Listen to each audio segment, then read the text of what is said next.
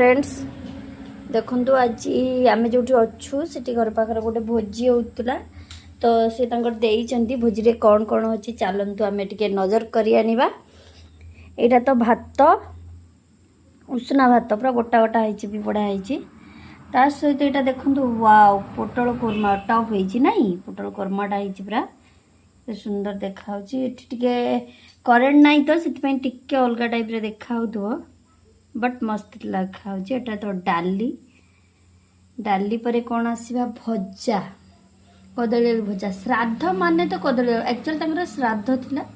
तो श्राद्ध माने कदली आलू भजा डेफिनेटली हम ही हम तो मोर यहाँ ही सब फेवरेट सतरे तो एटा हूँ मिक्स भेज माने मिक्सचर तरकारी सब प्रकार मिक्स अच्छी परिवा पड़ी पनीर पड़ी सोयाबीन मटर